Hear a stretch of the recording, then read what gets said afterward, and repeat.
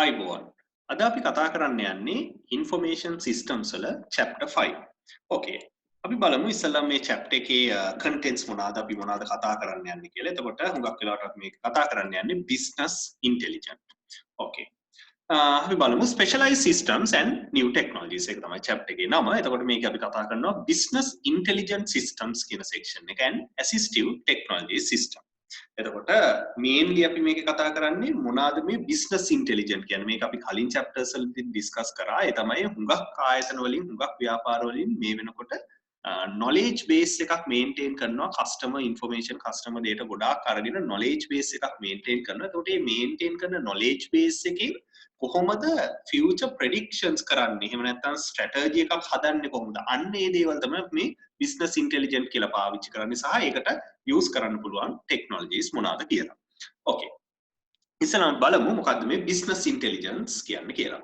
Business intelligence systems deals with the extraction, transformation, integration, visualization, analysis, interpretation and presentation of data to support improved decision making. ඒ කියන්නේ මොකද්ද? අපි ගාව හොඳ data ටිකක් තියෙනවා නම් ඒ data කොච්චර ලොකු තොගයක් තිබ්බත් වැඩක් නැහැ. decision එකක් ගන්න නම් ඒ data මොනා කරන්න ඕනද? හරියට gather කරලා තියෙන්න ඕන. ඒවා හරියට ස්ටෝර් කරලා තියෙන්න ඕන. ඒ වගේම හරියට ඒ කියන්නේ එකට ගැලපෙන data එක එක විදිහට වෙන් කරලා ස්ටෝර් කරලා තියෙන්න ඕන. ඊට පස්සේ තමයි ඒකෙන් ඇනලයිස් කරලා report එකක් generate කරලා ඒක present කරාම ඒ report එක අනුව තමයි decide කරන්න පුළුවන්. එතකොට කොච්චර data තිබ්බත් වැඩක් නැහැ. ඒ data හරියට ඇනලයිස් කරේ නැත්නම් හරියට report කරේ නැත්නම් decision එකක් ගන්න බෑ. Business intelligence is more associated with querying. Query කියන්නේ මොකද්ද? තියෙන අර ලොකු database එකකින් request එකක් කරලා search කරලා ගන්නවා. Reporting, online analytical processing and alerts. Alert එක කියන්නේ මොනවා හරි change එකක් වෙච්ච ගමන් ටක් ගාලා alert එකක් අපිට එන්න ඕනේ. කියන්නේ මොනවා හරි අර out of order ගියොත් ඒ කියන්නේ එක්ක මොනවා හරි සාමාන්‍ය ප්‍රමාණයට වැඩි වුණොත් අඩුවීමක් වුණොත් average එකට වඩා ටක් ගාලා අපිට alert එකක් දෙන්න පුළුවන්.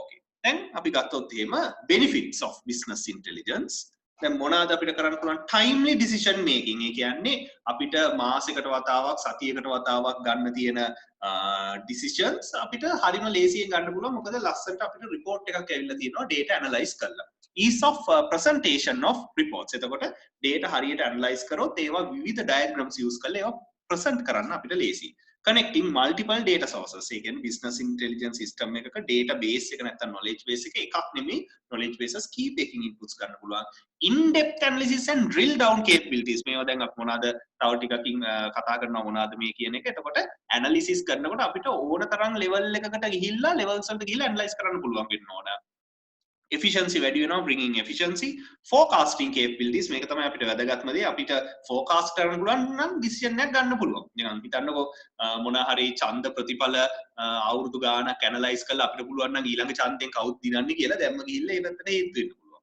ඊළඟට eliminates need for additional manpower එතකොට හුඟක් වෙලාවට business intelligence තියෙනවා නම් මිනිස්සු ගොඩාක් දාලා කරන surveys වෙනුවට මේ gather කරගත්තු data වලින් අපිට ඒ වැඩේ කරන්න පුළුවන්. Enhanced visualizations ඒ කියන්නේ visualize කරන්න ඒ කියන්නේ charts වගේ දේවල් වලින් පෙන්වන්න පුළුවන් and faster report generation. මේවා තමයි advantages. Okay. Business reporting and analytics. Business intelligent analytics makes much more extensive use of data, statistical and quantitative analysis. Quantitative analysis කියන්නේ මේ අපි මොන හරි report එකක් එහෙම නැත්නම් chart එකක් generate කරනවා නම් ඒක මේ easily value කරන්න පුළුවන් වෙන්න ඕන යම් කිසි quantity එකකින් ඒක ඒ කියන්නේ එක්ක මූල්‍යමය ඒකකයක් එහෙම නැත්නම් සංඛ්‍යාත්මක විදිහට ඒක පෙන්වන්න පුළුවන් වෙන්න ඕන. එහෙම පෙන්වනවා නම් තමයි මේවා analyze කරන්න පුළුවන් වෙන්නේ. qualitative කියන්නේ ඒක සංඛ්‍යාත්මකව පෙන්වන්න අමාරු නමුත් වටිනාකමක් තියෙන දේවල්. Explanatory and predictive modeling and fact-based management to drive decision making. Analytics may be used as input for human decisions or may drive fully automated decisions. ඒ කියන්නේ මේකෙන් දෙන output එක මිනිස්සෙක් input එකක් විදිහට අරන් direct board එකෙන් decision එකක් ගන්න වෙන්නත් පුළුවන්. එහෙම නැත්නම් මේක දෙනවා input එකක් විදිහට මොකකද expert system එකකට artificial intelligence වලට යාම decision එක ගන්නවා. එහෙම වෙන්නත් පුළුවන්. Okay මේ තියෙන්නේ business intelligent tools ඒ කියන්නේ business intelligence කියන එක කරන්න අපි පාවිච්චි කරන tools spreadsheet ඒ කියන්නේ Microsoft Excel වලින් වගේ සෑහෙන analysis අපිට කරන්න පුළුවන්. online analytical processing querying ඒ කියන්නේ database වගේ තියෙනවා නම් අපිට query කරලා අවශ්‍ය data ගන්න පුළුවන්. ලොකු database එකක් maintain කරලා ඒ database එක හරියට maintain කරලා තියෙනවා නම් අනිවාර්යෙන් අපිට request කරලා ඕන query එකක් ඕන search කිරීමක් කරගන්න පුළුවන්. ඊළඟට digital dashboards ඒ කියන්නේ සාමාන්‍ය මොකක් හරි දෙයක් ගියාම ප්‍රධාන දේවල් ටික අපිට සරලව ඒ කියන්නේ මේ summary format එකකින් පෙන්වන location එක තමයි dashboard එක කියන්නේ. ඒතකොට data mining කියන්නේ අපිට පුළුවන් ලොකු data warehouse එකක් තියෙනවනේ ඒකේ patterns හොයාගන්න තියෙන data search කරලා data warehousing එතකොට warehouse එකක් තියෙනවා නම් තමයි data mine කරන්න පුළුවන්. ඊළඟට process mining, business process management, decision engineering and local information system මේ හැම දෙයක්ම business intelligence වල tools විදිහට තමයි අපි පාවිච්චි කරන්නේ. ඕකේ අපි දැන් මේවෙන් කීපයක් බලමු. Online analytical processing. මොනවද මේ online analytical processing කියන්නේ? Is a method to analyze multidimensional data from many different perspectives. Online analytical processing involves several basic analytical operations. මොනවද? Consolidation, drill down and slicing and dicing. And all app session take place online in real time with rapid response to a manager's queries. එතකොට මේ online කියන්නේ මේක network එකකින් connected databases එහෙම නැත්නම් data warehouse කීපයකින් තමයි අපි ප්‍රශ්නේ අහනකොට ඒ data warehouses වලින් එහෙම නැත්නම් ඒ databases වලින් query කරලා analyze කරලා අපිට ටක් ගාලා suggestion එකක් එහෙම නැත්නම් solution එකක් දෙනවා. එතකොට මේ වගේ දේවල් online analytical processing කියන එක හුඟක් වෙලාවට පාවිච්චි කරනවා social media හරහා එම අපි දෙයක් search කරනකොට share කරනකොට විශේෂයෙන් eBay වගේ site එක අපි මොනවා හරි search කරනකොට එහෙම නැත්නම් e-commerce transaction එකක් කරනකොට මේ online analytical processing කියන ඒවා සෑහෙන්න සිද්ධ වෙලා අපිට හොඳ results ගෙනත් දෙනවා හොඳ suggestions ගෙනත් දෙනවා. මේ දේවල් සිද්ධ වෙන්නේ online analytical processing හරහා. එතකොට eBay එකේ තියෙන database එකක් data warehouse එකකින් search කරලා patterns හොයලා තමයි ටක් ගාලා අපිට ඒ results දෙන්නේ. එතකොට මේ තියෙන්නේ all app process එක. එතකොට මේ තියෙන data sources ගොඩකින් ඇවිල්ලා data warehouse එකේ තියෙන data all app cube එකෙන් process කරලා user දෙන query එකට response එකක් විදියට දෙනවා. ඔන්න ඔය විදියට තමයි all app process වෙන online analytical processing. Okay මේ තියෙන්නේ business analytical techniques කීපයක් spreadsheets ඒ කියන්නේ Microsoft Excel වගේ use කරලා අපිට විවිධ වූ analysis and predictions කරන්න පුළුවන්. Reporting and querying tools හුඟක් වෙලාවට මේවා තියෙනවා කොහෙද database management software වල සරලව ගත්තොත් Access වගේ එහෙම නැත්නම් MySQL ඒ වගේ ගන්න පුළුවන්. Data visualization tool මොනවාද data visualize කරනවා කියන්නේ අපි ගාව තියෙන data ටික chart එකකින් පෙන්නුනම් හරි ලස්සනට data ටික පේනවනේ analyze කරන්න හරි ලේසියිනේ. එතකොට spreadsheet applications වලත් තියෙනවා visualization tools සෑහෙන ප්‍රමාණයක්. ඒතර visualization කියන්නේ charting කියන එක සරලව කියනවා. online analytical processing දැන් අපි කතා කරා drill down analysis. මොකද්ද drill down analysis කියන්නේ? දැන් උදාහරණයක් විදිහට කොළඹ දිස්ත්‍රික්කයේ ජනගහනය මෙච්චරයි කියලා තියෙනවා. ඊළඟට අපිට සිලෙක්ට් කරන්න පුළුවන් කොළඹ දිස්ත්‍රික්කයේ එක නගරයක් අපි හිතමු බොරලැස්ගම. එතකොට එනවා බොරලැස්ගමේ ජනගහනය මෙච්චරයි. ඊළඟට අපිට එතනින් උත් එහාට ගිහලා බලන්න පුළුවන් බොරලැස්ගමේ තව මොකක් හරි බොරලැස්ගම හන්දියේ ඉන්න පිරිස කීයද. ඒකෙමුත් ගෑනු පිරිමි කියලා වෙන් කරන්න පුළුවන්. ඒකෙමුත් පිරිමි කියලා වෙන් කරොත් වයස 18 ඉඳන් 25 වෙනකන් අය කවුද? ඔන්න ඔහොම යටට ගිහිල්ලා සර්ච් කරලා ඇනලයිස් කරලා ගන්න පුළුවන්. අන්න ඒක තමයි drill down analysis කියන්නේ. linear regression analysis කියන්නේ මොකද්ද? දැන් ඔය ක්‍රිකට් මැච් එකක් එහෙම යනකොට කියනවා දැන් current run rate එක මෙහෙමයි මේ විදිහට ගියොත් මේගොල්ලෝ ලකුණු මෙච්චරක් ගහයි. current run rate එකෙන් විතරක්ම නෙමෙයි සමහරට past run rates past matches වල run rates අරගෙන past overs වල ඔක්කොම run rate අරගෙන ඒගොල්ලෝ regression analysis එකක් කරලා කියනවා මෙන්න මේ විදිහට ගියොත් මෙච්චරයි ගහන්නේ කියලා. අන්න ඒක තමයි linear regression analysis කියන්නේ. ඒ කියන්නේ සාමාන්‍යයෙන් line chart එකක පෙන්නනවා අපිට යන්න පුළුවන් area එක කොයිතරම් දුරටද කියලා prediction එක. data mining කියන්නේ data warehouse එකක data process කිරීම නැත්නම් query කිරීම තමයි data mining කියන්නේ. dashboard එකක් කියන්නේ සාමාන්‍යයෙන් application එකට ගියාම අර visualize කරපු data අපිට summary form එකෙන් පෙන්නන එක තමයි dashboard එකක් කියලා කියන්නේ. okay cross industry standard process for data mining. එතකොට මේ cross industry standard process කියන්නේ සාමාන්‍යයෙන් ඔය data mining වලදී commonly use කරන හුඟක් ඒ කියන්නේ අර industry එකේ මේ data mining industry එකේදී use කරන model එක data mining model එක තමයි අපි මේ කතා කරන්න යන්නේ. එතකොට ගත්තොත් එහෙනම් මේකේ business understanding and data understanding මේ දෙක. ඒ කියන්නේ data වලින් අපිට ඇත්තටම පුළුවන් business එක මොකක්ද කියන එක හොයාගන්න. සහ එහෙම නැත්නම් බිස්නස් එකෙන් අපිට අනිත් පැත්තට පුළුවන් මේ බිස්නස් එකට අදාළ data මොනවද කියලා predict කරන්නත් පුළුවන්. එතකොට data ටික gather කරයින් පස්සේ මොකද්ද වෙන්නේ? data preparation. ඒ කියන්නේ මේ data අවශ්‍ය විදිහට categorize කරලා analyze කරලා ගන්නවා. ඊළඟට modeling කියන්නේ මොකද්ද? කෙලින්ම මේ විදිහට ගියොත් මෙන්න මෙහෙම කරන්න පුළුවන් කියලා අපිට model එකක් හදනවා. ඊට පස්සේ evaluation. මේ model එක evaluate කරන්න ඕන මේ විදිහට ගියොත් ඇත්තටම මේක කරන්න පුළුවන්ද කියලා ඒක ක්‍රියාවට නගලා බලන්න ඕන. ඊට පස්සේ කියන්නේ ඒක evaluate කළා, ඒ කියන්නේ නිකන් testing එකක් වගේ කරලා ඒකෙන් එන feedback එකෙන් නැවත business understanding එකක් ගන්නත් පුළුවන්. එහෙම නැත්නම් ඒක deploy කරන්න පුළුවන්. මොකද්ද deploy කරනවා කියන්නේ? ඒක ක්‍රියාවට යොදවනවා. එතකොට test කළා, evaluate කළා ක්‍රියාවට යොදවනවා. එතකොට මෙන්න මේක තමයි මේ cross platform cross industry standard process එක වෙන්නේ data mining වලට. Okay.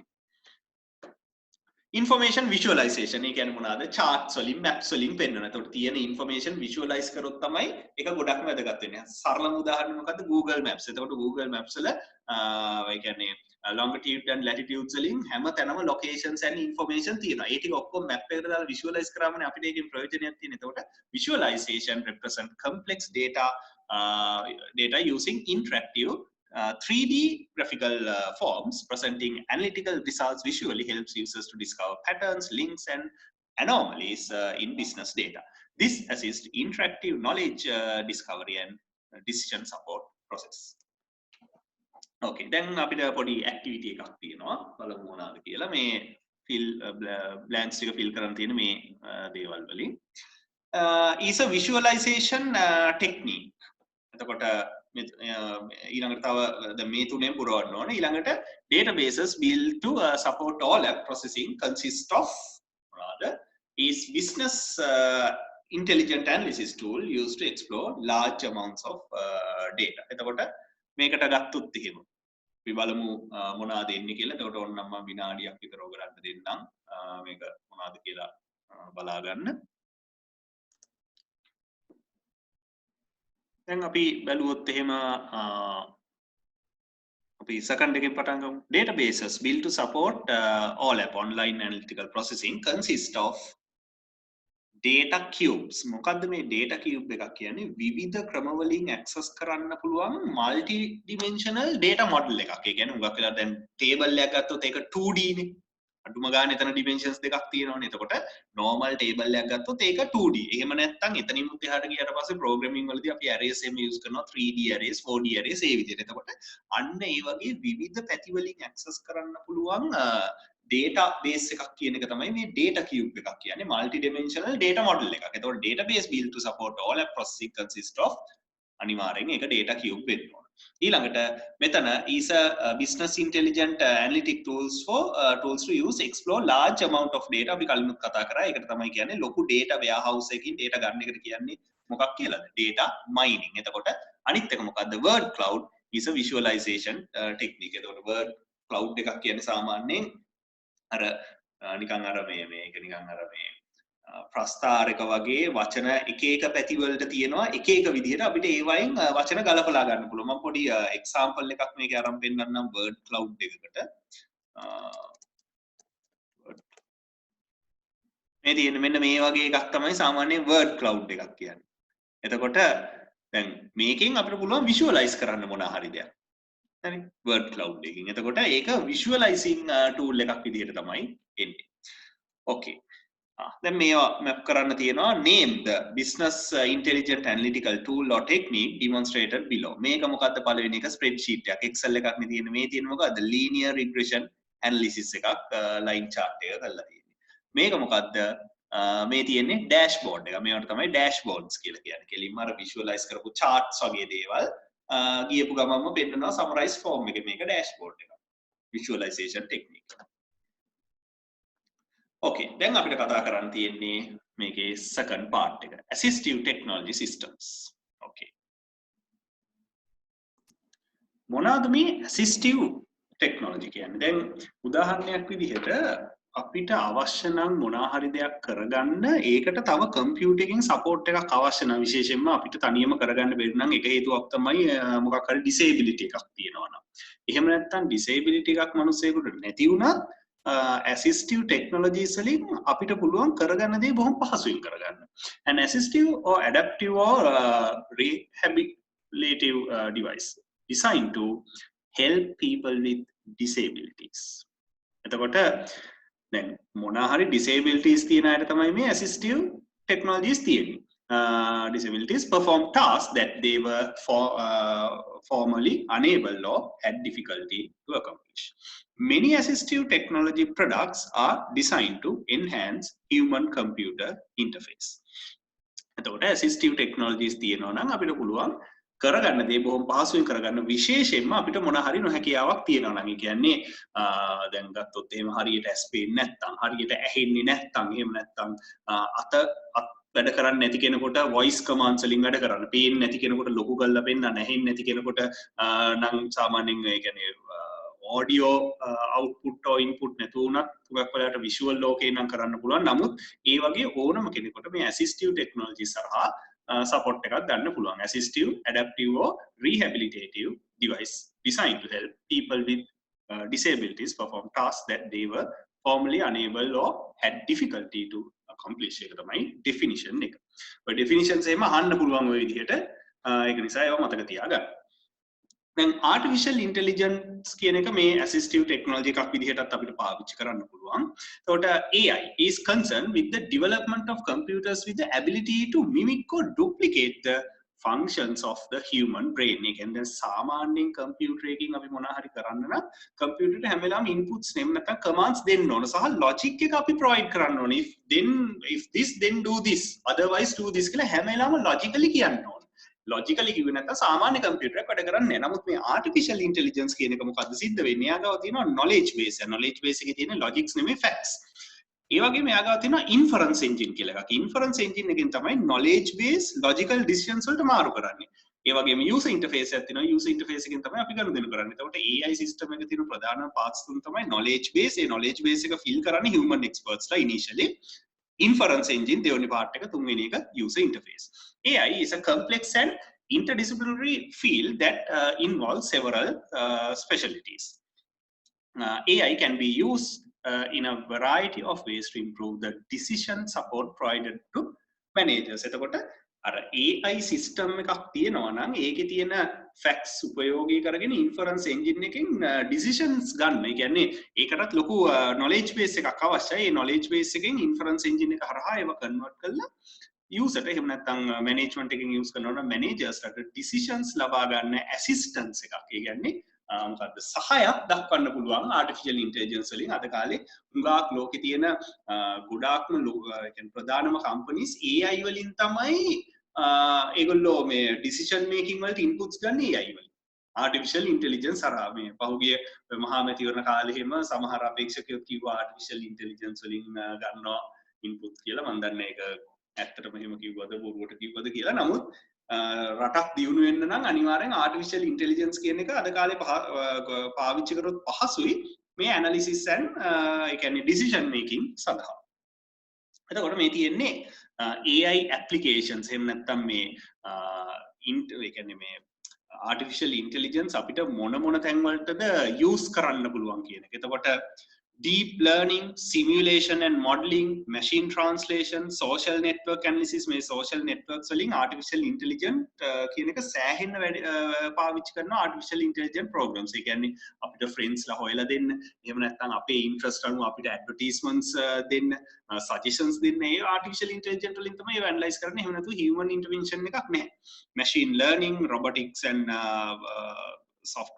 robotics and soft robotics, ඒ කියන්නේ software agents කියන ඒවා, IoT, Internet of Things, image analytics, graph analysis, audio analytics, then audio and video analytics ගත්තොත් එහෙම අපි YouTube එකට උනත් වීඩියෝ එකක් අප්ලෝඩ් කරනකොට ඒව ඇනලයිස් කරලා බලලා මොනවා හරි ඒගොල්ලන්ගේ rules violate වෙන content තියෙනවා නම් automatically ඒව අයින් කරනවා. අයින් කරනවා කියන්නේ වීඩියෝ එක publish කරන්න දෙන්නේ නැහැ. ඒක ඔක්කොම AI වලින් කරන්නේ. මොකද දාන හැම වීඩියෝ එකක්ම මිනිස්සුયો ඇනලයිස් කරලා බලන්න ගියොත් YouTube එකට මිලියන් ගානක staff එකක් අවශ්‍ය වෙනවා. ඊළඟට visualization, virtual personal assistant, natural language processing. ඒ කියන්නේ දැන් ගොඩක් වෙලාවට අද කාලේ අපිට සිංහලෙන් type කරගන්න ඕන නම් අපි කෙලින්ම ඒ කියන්නේ voice typing කරන්න පුළුවන් keyboard typing අවශ්‍ය නැහැ. දැන් ඉස්සර computer එකක් use කරනකොට keyboard එක පාවිච්චි කරන්න දැනගෙන ඉන්න ඕනේ. ඒකේ speed එක දැනගෙන ඉන්න ඕනේ කියනවා. අද කාලේ voice typing වලින් own language එකකින් type කරන්න පුළුවන් ඒ කියන්නේ capability එක දීලා තියෙන හුඟක් applications වලින්. ඒ වයිදිත් AI පාවිච්චි වෙනවා. ඒ කියන්නේ Google search එකේ පවා AI පාවිච්චි වෙනවා අපිට උදාහරණයක් විදිහට හොඳම search results හොයලා දෙන්න. ඊළඟට දැන් තවත් assistive technology එකක් තමයි multimedia and virtual reality. ඒ කියන්නේ අපිට දෙයක් check කරලා බලන්න ඕන නම් අත්හදා බලන්න පුළුවන් නම් ඒක virtually අර reality එක මවලා දෙන්න පුළුවන්. ඒක තමයි මේ virtual reality කියන්නේ. දැන් උදාහරණයක් විදිහට ඔය VR කියලා කෙටියෙන් හඳුන්වන ඔය VR glasses කියලා එහෙම තියෙනවා. උගක් වෙලාවට S2කට ඒක දාගත්තම බාහිර ලෝකෙ කිසි දෙයක් පේන්නේ අර screen එක විතරයි වෙන්නේ. ඒ screen එකෙන් අපිට දෙනවා ඉන්පුට් එක වීඩියෝ ඉන්පුට් එකක් ඒ විතරක් නෙමෙයි අපි ඔළුව හරවනකොට motion detectors වලින් ඒවා ඒ විදිහට හැරෙනවා අපි දුවනකොට ඒවත් ඒ විදිහට අර application එක ඇතුලේ අපි දුවන විදිහට වැඩ කරනවා. ඒතකොට මේ virtual reality application සහ අපිට පුළුවන් මොකක් හරි දෙයක් අත්හදා බලන්න. දැන් අපි හිතමු මොකක් හරි company එකකින් advertise කරනවා එහෙම නැත්නම් මොකක් හරි කියන්නේ ට්‍රිප් එකක් ඒ කියන්නේ ප්ලේන් එකේ ගිහිල්ලා කොහේ හරි ගමක් ඇතුලේ ගිහිල්ලා ඒ වගේ ට්‍රිප් එකක් මොකක් හරි ඔෆර් කරනවා කම්පැනි එක. එතකොට දැන් මිනිස්සුන්ට දැනගන්න එපා මේක ඇත්තටම මං ගෙවන මුදල මේකට ප්‍රයෝජනයක් දීද ඒ ගෙවන මුදලට මේ මට දෙයක් ලැබෙයිද කියලා. එයාට ඕන නම් ඒකේ පොඩි ඩෙමෝ එකක් බලන්න පුළුවන් VR glasses දෙකක් දාලා කොහොමද ප්ලේන් එකේ යන විදිය ගම ඇතුලේ යන විදිය ඕනනම් ගඟක යනවා නම් ගඟේ යන විදිය අන්න ඒ විදියට virtual reality වලින් බලන්න පුළුවන්. ඒ විතරක් නෙවෙයි අපි මොකක් හරි ප්‍රොඩක්ට් එකක් ගන්නවා නම් ඒකත් virtual reality වලින් අපිට ගිහිල්ලා බලන්න පුළුවන් ප්‍රොඩක්ට් එක වටේ ඕන නම් කරකිලා බලන්න පුළුවන්. ඒකට අන්න ඒ වගේ virtual reality වලින් අපිට decision එකක් ගන්න අනිවාර්යෙන් assistive technology එකක් විදිහට ඒකත් use කරන්න පුළුවන්. The approach and technology used in multimedia is often the foundation of virtual reality systems. Multimedia කියන්නේ අඩුම ගානේ audio and video channels දෙකකින් දෙනවා. Multimedia is content that uses more than one form of communication. A virtual reality system enables users to move and react in a computer simulated environment. Okay, virtual reality applications මේ තියෙන sports, healthcare, military වලට එහෙම ගොඩාක් වැදගත් වෙනවා virtual reality. මොකද නැත්තම් ඇත්තට වෙඩි තියාගෙන එහෙම නැත්තම් මොකක් හරි මේ ඉවෙන්ට් එකක් එහෙම නැත්තම් එක්සර්සයිස් එකක් කරනවට වැඩිය මේක virtual reality වලින් කරොත් cost එකක් ගොඩක් අඩුයි සහ හොඳ training එකක් ඒ users ට ගන්න පුළුවන්. entertainment වලට ගොඩාක් use කරනවා මේවා. education and training, construction, scientific visualization and many other things. Okay, informatics. මේ මොනවාද informatics කියන්නේ? Is the combination of information technology with traditional disciplines.